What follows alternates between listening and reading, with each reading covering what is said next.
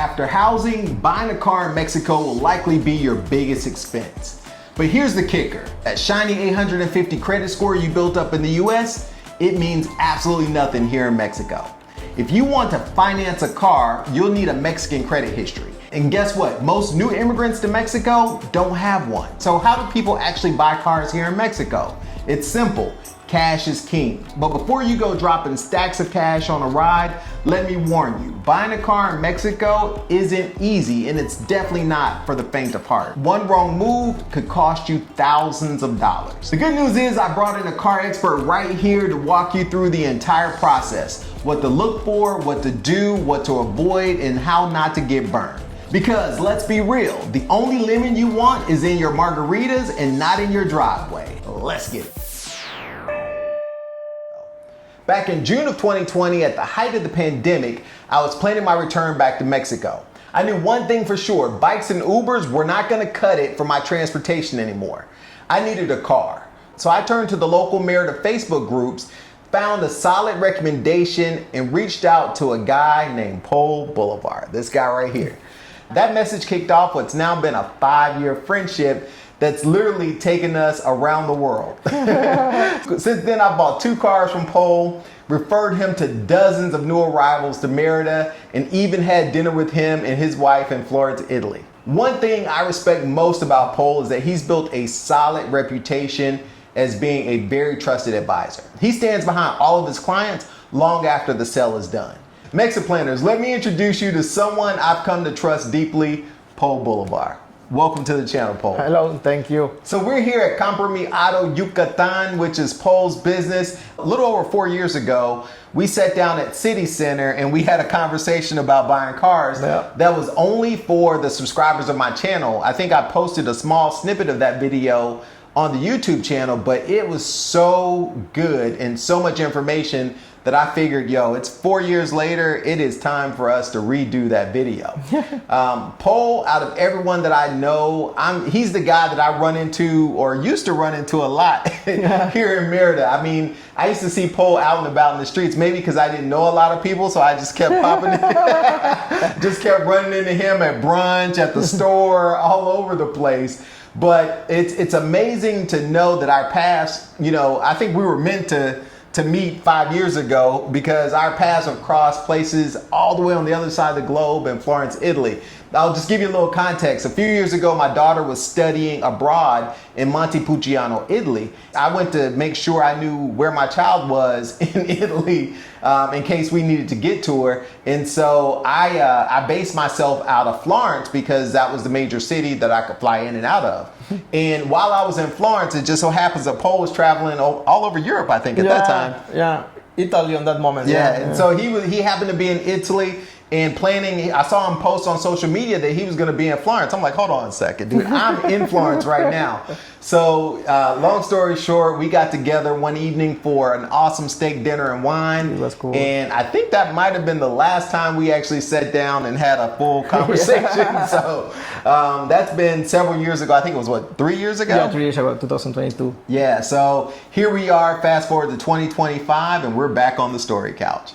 I want to start this just by asking Pol, what has changed in your business in the last 5 years? Well, I think a lot of have changed now, Monte. We grow up, any business that do the right things, it's tend to grow up, so that's our case.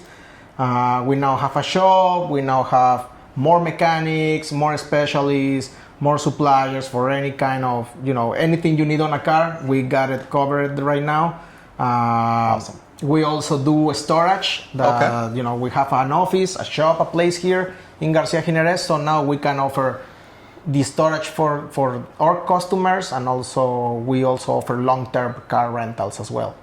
So, man, you said a mouthful. Let me just recap. So when I first met you, you were doing cars by consignment only, right? Yeah, and I park them outside my home. Yeah, that's right, in Las Americas, right? Yeah, if somebody need to leave a car for a few months, I just park it outside my home. That was it. That was the start. I made a WhatsApp to Pol 5 years ago to get my car, and this was June of 2020.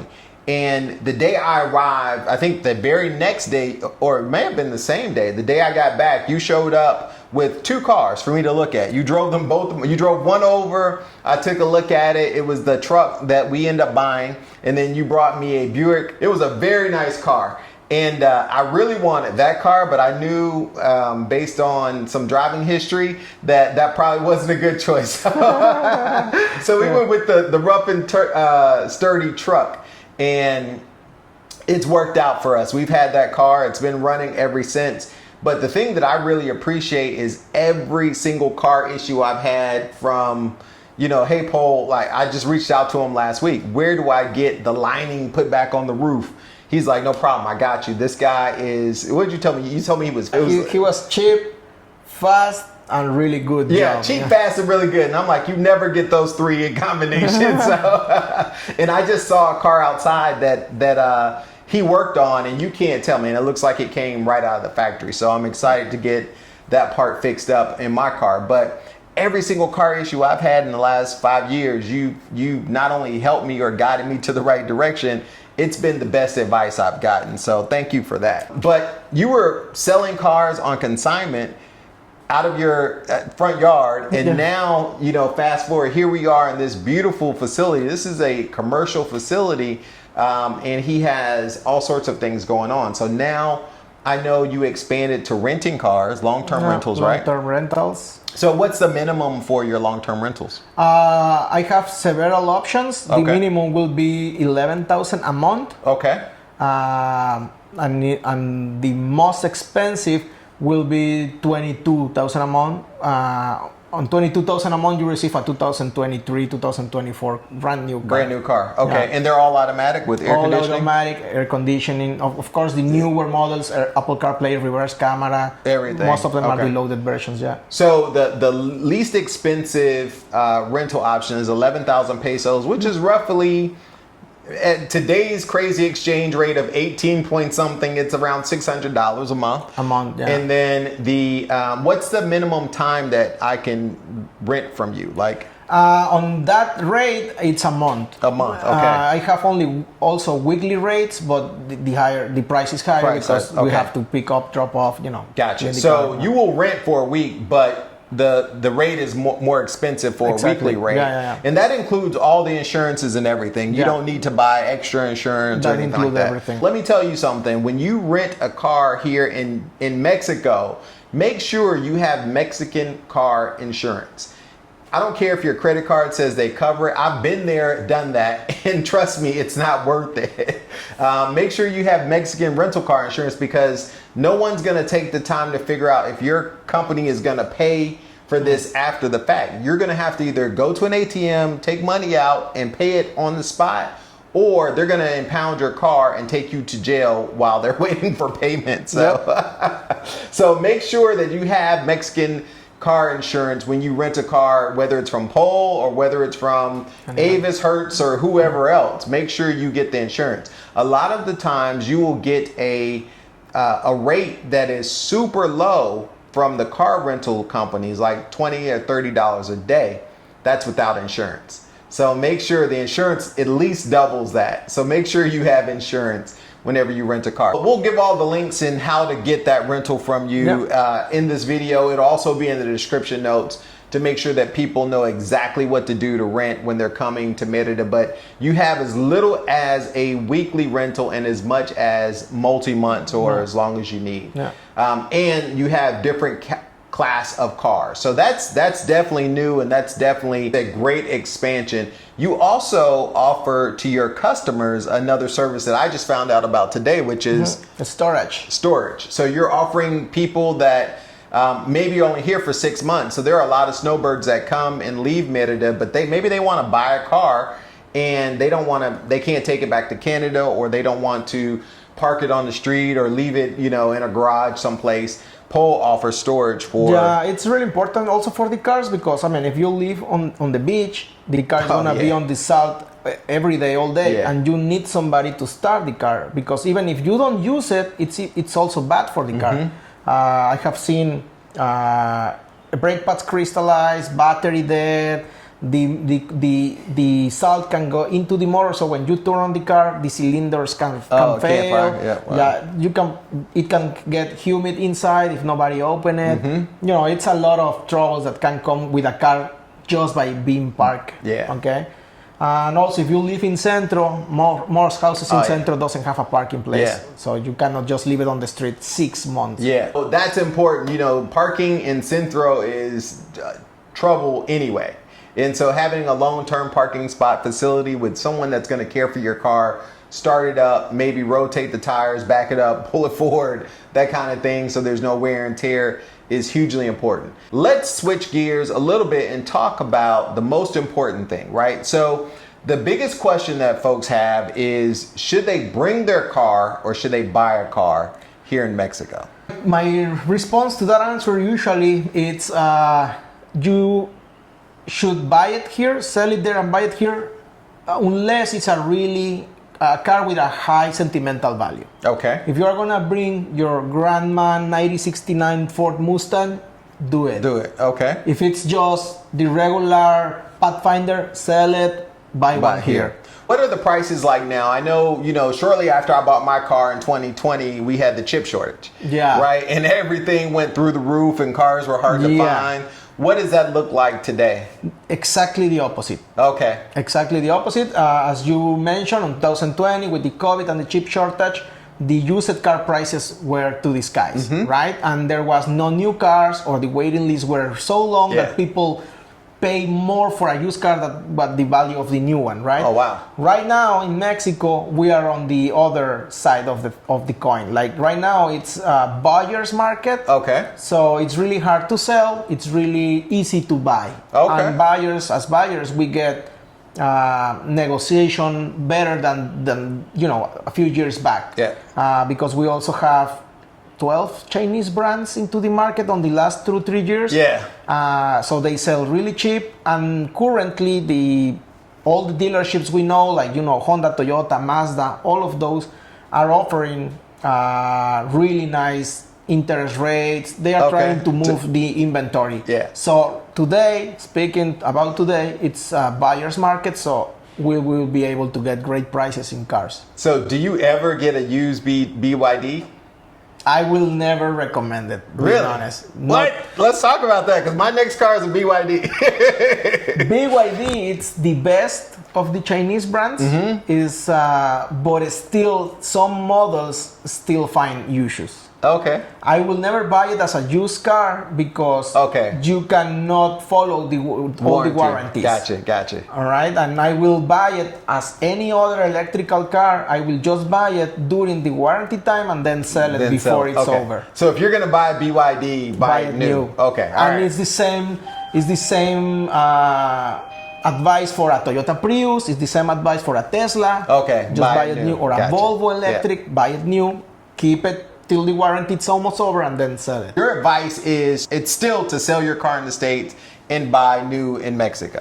Yeah, when you come to Mexico, there is a lot of people that will tell you fast ways to import your car. Yeah. And it's that if it's fast and it's cheap, it's not a real deal. It's not a real importation. They just give you illegal plates and make copies of papers and give you that. But if you try to put those papers into the Yucatan police or Quintana Roo police, they won't pass. Yeah. All right. It's not the legal way. It's really expensive. Yeah. So what Pol mentioned is, and we're gonna get into the top 5 things you should watch out for when buying a car here. But just bringing your car in, there are so many restrictions on what you need to do to bring your car. The first and the easiest one is if you're a permanent resident, you can't bring a car in. So that makes it easy, right? If you're a temporary resident, you can import a car temporarily while you're a temporary resident, but you have to go back and forth and renew the tip,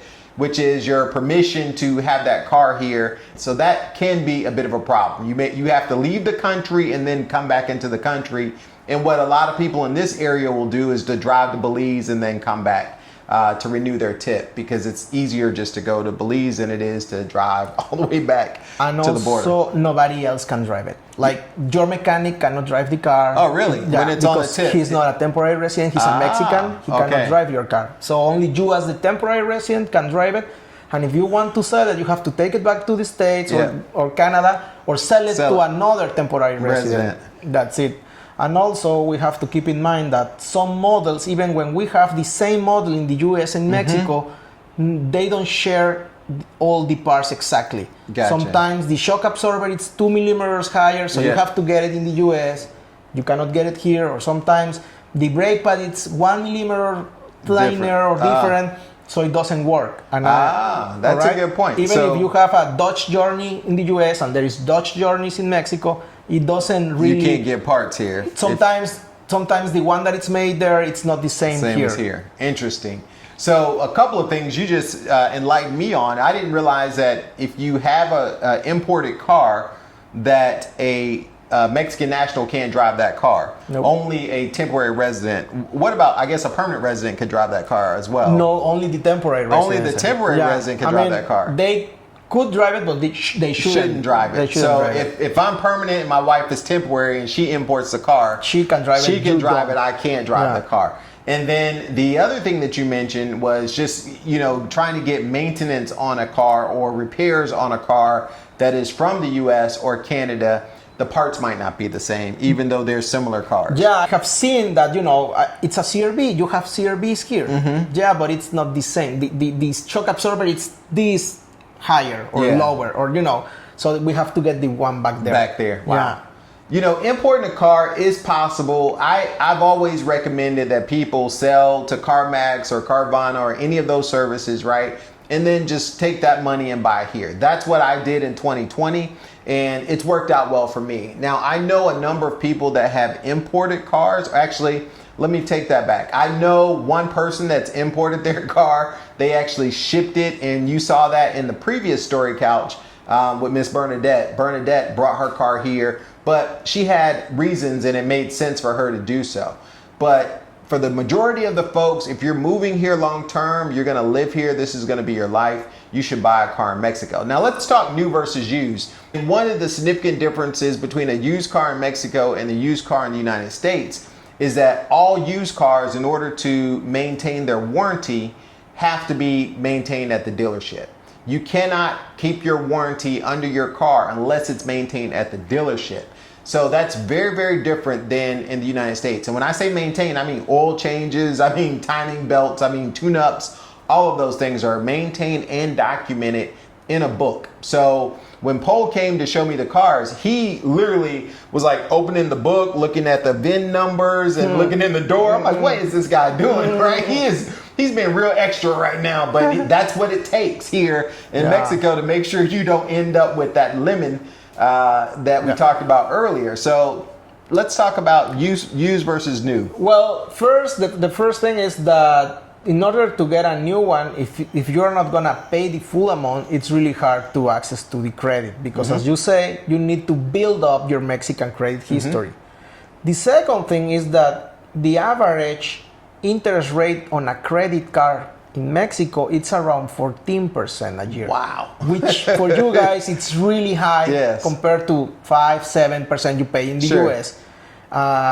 Is it the same for car loans? Is it like 14 or 15%? Yeah, car loans here, it's 12 to 15%. It depends which bank give you the loan and how much you pour on down payments and everything. But that's the average. Wow.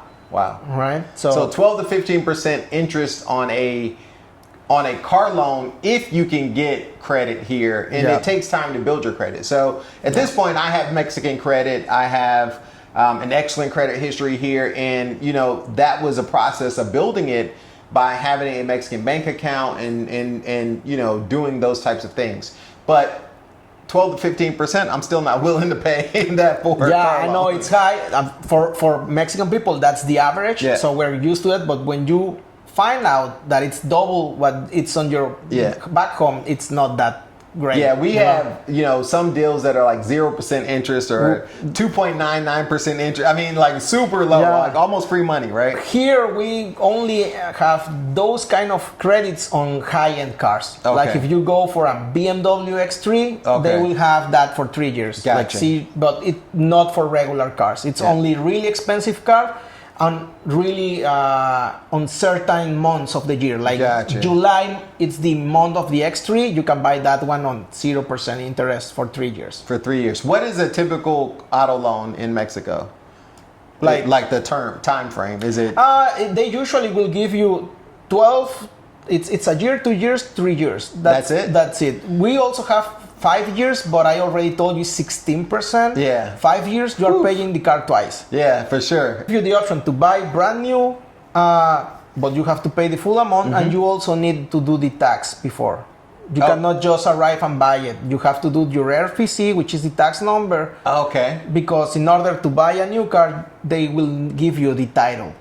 And the title, it's an invoice in Mexico. It's the title and it's an invoice at the same time. At the same time, okay. So in order to have an invoice, you need a tax number. Okay. So you have to have your RFC in order to buy a new car even. Even if you qualify for financing, you're going to need your Mexican tax ID, which is like your social security number. Well, not a little different. The Mexican tax ID and your CURP are the two things that you get. You get a CURP as soon as you become a resident, which is like your social, but you don't get the RFC. No, That's you a have tax to go. ID. You have to go to the office and request it and do the whole process to get it. Yeah, none of this. Anytime you hear "go to the office and request," request anything, that's days, right? That's a time suck. Yeah. So I remember the first time I went to register my car. And Pol was like, be prepared. It's going to take you, 6 to 8 hours. I'm like, cool, I'll be there. I'm ready. And when I got out of there in 4.5, I was like, yes, I did everything right. So, to get an RFC is definitely a process. And you need to be able to do that in order to get financing or to buy a car. Yeah. You can't even, and almost nowadays, if you're buying anything substantial, you need an RFC. For warranties and things of that nature. Yeah. So not for a house, but for most things. Yeah.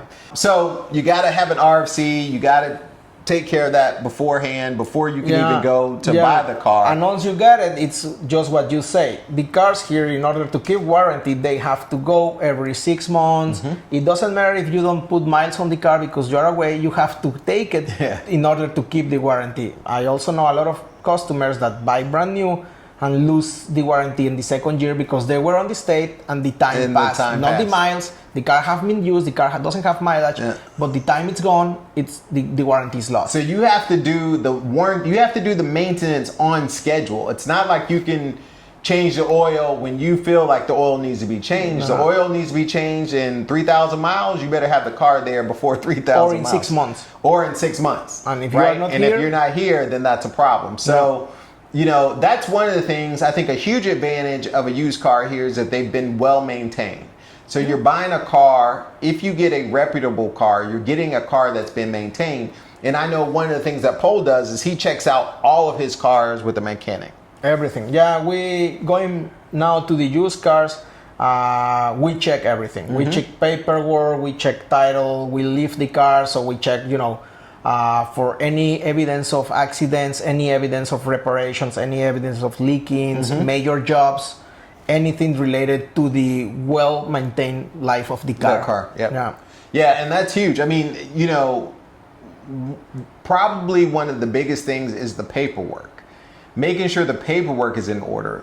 Yucatan is a special animal in that they almost take DNA samples to register a car. They literally take pictures of you, they take pictures of the car, they take pictures of everything when you go to get a tag. And it's not a trivial process, which is why it takes 4 to 6 hours on average to get a brand new tag or to plate a car here in Yucatan. I've been through that process twice. So it is not a trivial process in order to do. And in fact, it's a multiple visit to the DMV and to immigration. You have to go to immigration, you have to go to the DMV, then you got to go back to immigration, then you got to go back to the DMV, then you got to go back to the DMV when your appointment's there. Yeah, and that's the final time that you'll spend 4 to 6 hours. Yeah, it's a hassle, and it's not just for expats, it's for everybody that it's the first time. Even Mexicans, when we go the first time to the DMV, we go through that process as well. Same process. It's the same process for everyone, and that's why we always try to look, or most of the cars we buy, it's our Yucatan plated car.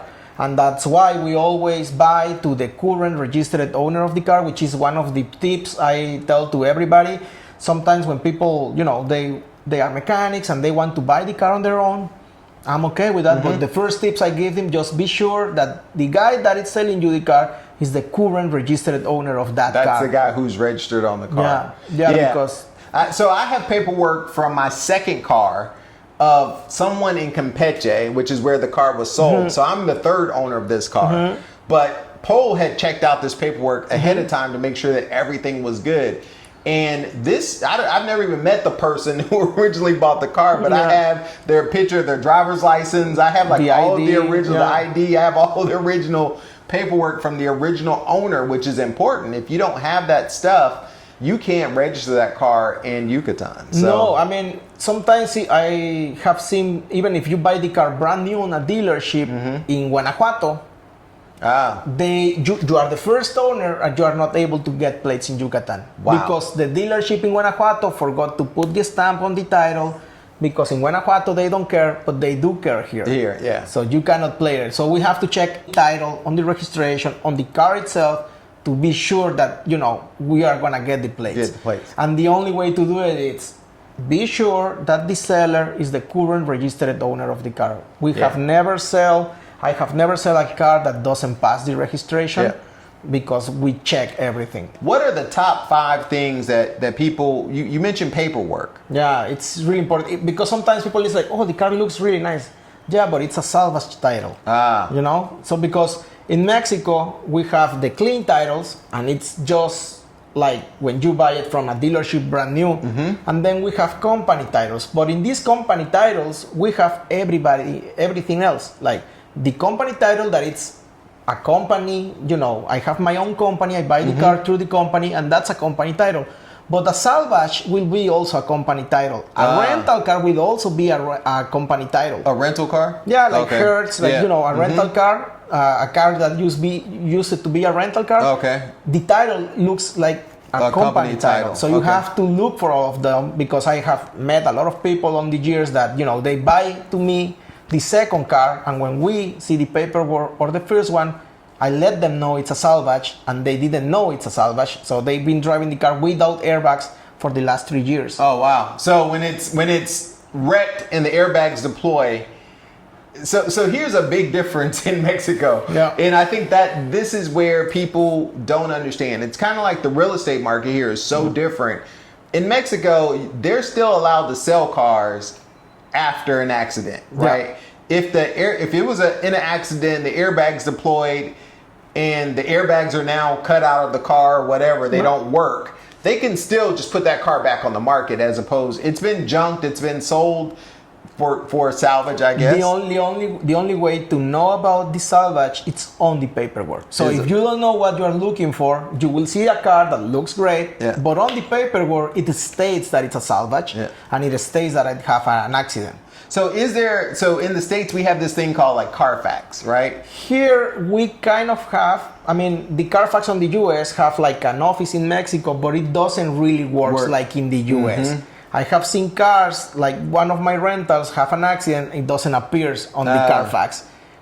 So you cannot trust that 100% of the cars will show up there. Gotcha. All right. So. And also it's not illegal to be, the person selling a salvage signs the title state that it's a salvage, he's not doing something illegal. Yeah. All right.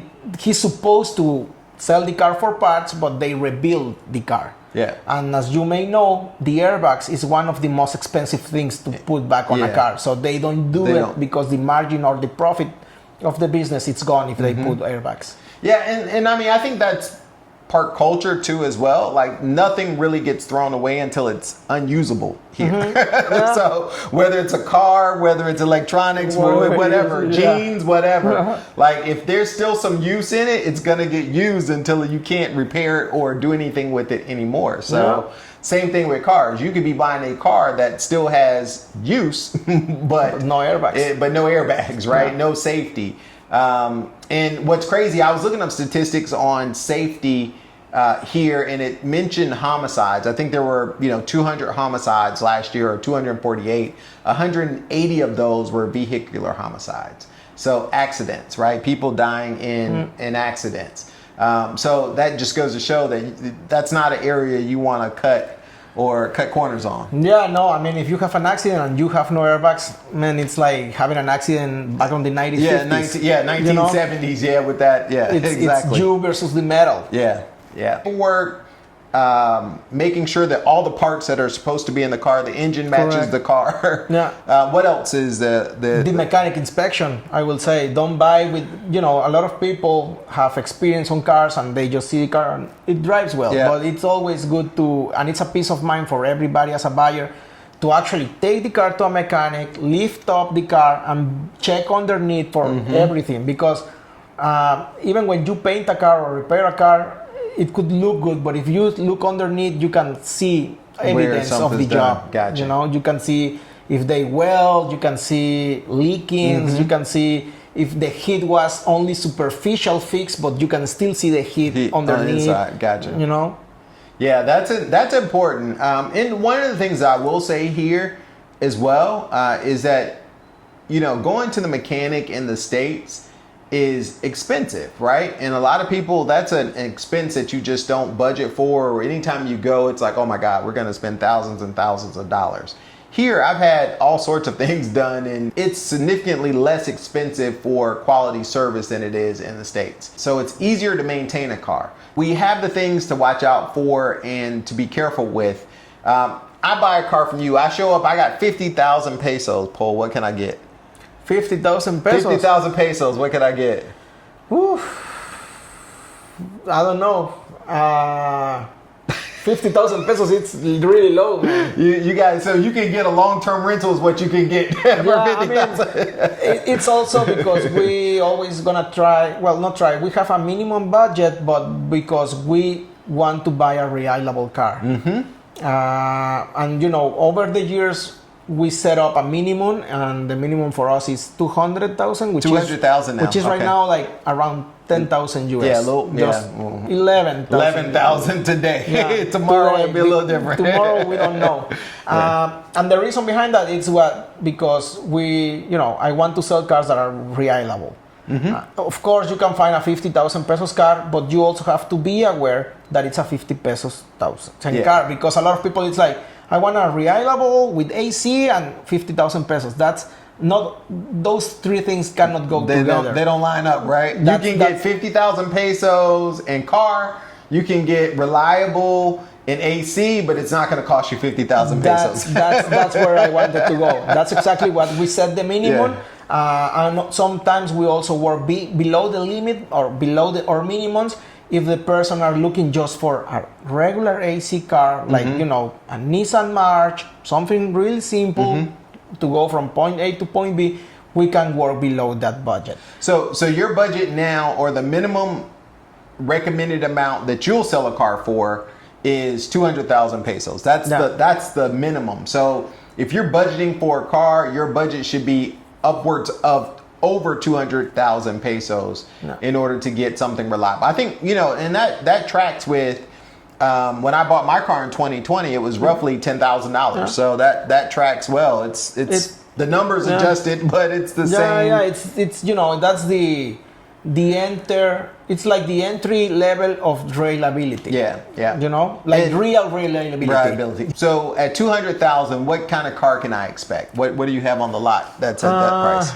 Today we have a Nissan Sentra 2019. That it's the gray one there. That it's going for 220. Okay. But it's a negotiable price, so we can make it happen. And we also have the Mazda 3 back there. Okay. The black Mazda 3, automatic 2017, sunroof, everything. Okay. brand new tires, and it's going for 180. Yeah. So yeah, we have Okay, options. so on you that have price. options, yeah. Yeah, the reason we set up the limit is because sometimes sometimes we have customers that they want to spend 150, but they want a BMW. Yeah, no. So it's we go to another level of reliability because we are gonna buy a 2005 BMW. Yeah. So we set up the limit. But if people come and tell me, hey, I have 170, but I just want a car, just point A to B, not a SUV or anything, just a regular car, we can. A business doesn't grow to this size and this caliber without doing the right things. And so he's definitely done the right things. And even today with, the storage for his customers, that's just the right thing to do, right? There's a need. He found a spot where he can fulfill that need. And even the rental cars, he's doing all the things to kind of step in the market. When I met Pol, one of the interesting stories he told me was he was an expat or an immigrant to China, right? Yeah, I was in China. Yeah, he was an immigrant in China. And Czech Republic. And he had this issue of trying to find a car and do all of that stuff. It was horrible. And so that was the genesis of this business. And here we are 5 years later. I look forward to our next interview 5 years from now to see how big the empire has grown in that time. Thank you. I hope it's bigger. Yeah, I'm sure it will be. Thank you, Pol, for joining me on the Story Couch, man. Until next time, MexitPlans Monty. We're up.